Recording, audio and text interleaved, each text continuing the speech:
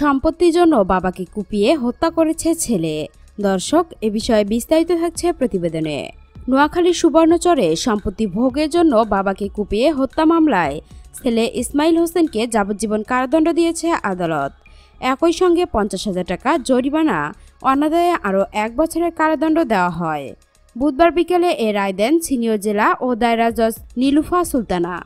দণ্ডপ্রাপ্ত ইসমাইল হোসেন জেলার সুবর্ণচর উপজেলার দক্ষিণ চর মহিউদ্দিন গ্রামের মৃত নজরুল আহমেদের ছেলে। বিষয়টি নিশ্চিত করেছেন রাষ্ট্রপক্ষের আইনজীবী অ্যাডভোকেট গুলজার আহমেদ জুয়েল। মামলা সূত্রে জানা যায়, 2018 সালের 10 আগস্ট সকাল 9:30টার দিকে বাড়ির পাশে খেতে কাজ করছিলেন নজির আহমেদ। ওই সময় তাকে সম্পত্তি লিখে দেওয়ার জন্য চাপ দেন ছেলে ইসমাইল। এ নিয়ে বাকবিতণ্ডার এক পর্যায়ে লোহার শাবল দিয়ে বাবাকে কুপিয়ে গুরুতর জখম করেন ইসমাইল। তাৎক্ষণিক স্থানীয়রা তাকে উদ্ধার করে 250 শয্যা বিশিষ্ট নোয়াখালী জেনারেল হাসপাতালে নিলে মৃত ঘোষণা করেন চিকিৎসক।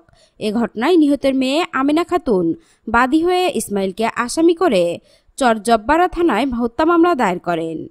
দর্শক, এখনকার মতো এখানেই শেষ। পরবর্তী আপডেট নিউজ পেতে আমাদের এই চ্যানেলটিকে সাবস্ক্রাইব করে রাখুন। আর যারা সাবস্ক্রাইব করেছেন তাদেরকে অসংখ্য ধন্যবাদ।